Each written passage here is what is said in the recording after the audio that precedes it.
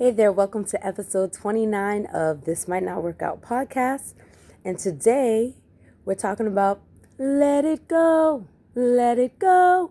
Can't hold me back anymore. Let it go, let it go. I won't finish this song. Because I'm talking about Frozen 2, not Frozen 1. Yes, Frozen 2.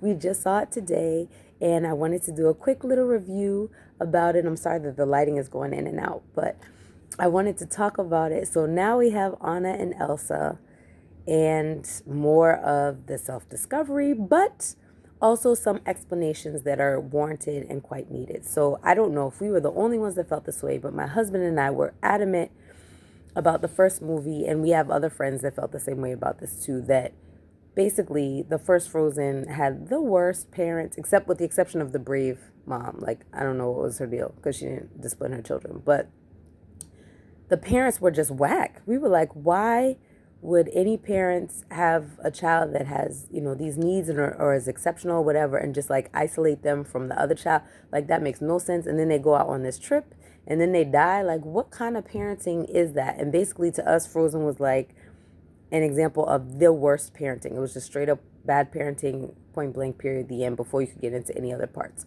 However, with this Frozen 2, now we see, oh no, the isolation thing was not probably the best idea, but it wasn't so much that they were abandoning their kids and going off on a vacation when they were like, oh, we're so stressed out with these girls. This one girl has frozen powers. We don't know what to do with her powers.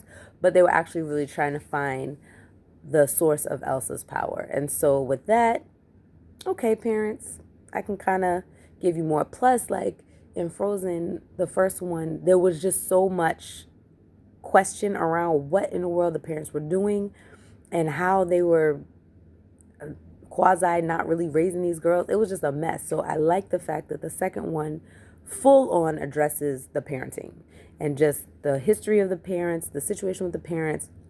That was a big deal to me. Also, what I thought was a major, major, major deal, and I was excited about, was the fact that we got to see a mom who really loves her kids, and she's a good mom. And that's a big deal because Disney does not mess with mothers. It is very, very, very, very, very hard to find a Disney movie that doesn't have a mother that either dies or is not present, or if the mother is present, she's mean. In Cinderella, we had the evil stepmom. In Tangled, we had what's the child's name? And that might have been Pixar, sorry, but Mother Gothel. I mean, there's just never a mother, like never a mother. And one of my daughters was saying, well, because Walt Disney, lost his mom's carbon monoxide. I understand that he had some tragedy in his life, and so he lost his mother. But it's crazy how all these Disney movies are just motherless. Like, you always see the father trying to deal with it, or the kids trying to deal with it, stuff on their own. All these princesses just don't have mothers. Like, what?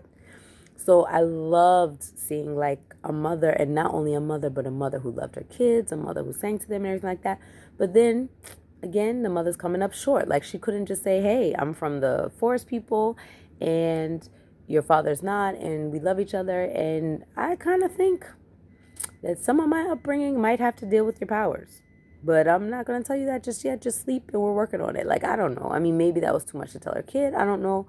But at the very least, I'm glad that we got to see a mother who loves their child. The other thing about this movie that is unique to a lot of children's movies, or just movies in general, but I would definitely say children's movies, is there is not a clear antagonist that's a human being or a person. I love, and my kids love too, that it was a situation of self-discovery.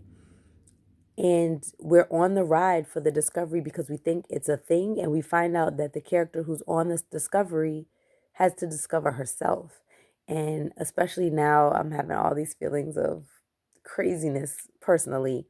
And that just really hit home with me because I felt like, okay, if I'm not feeling fulfilled, or if I'm not feeling like I'm living up to my purpose, or I'm doing what I need to do, I need to look within. I can't look without and think like, well, oh, if I do this, or what about that, or is this the reason, or is that the reason? I got to look inside me and say, TC, what's going on with you? So that was poignant, and I felt that. And also, I have to say, the husband and wife team that have been getting all the Oscars for all the Frozen movies so far, they're about to get another one, and I'm not mad at them. All right, that's my time. Take care and be well.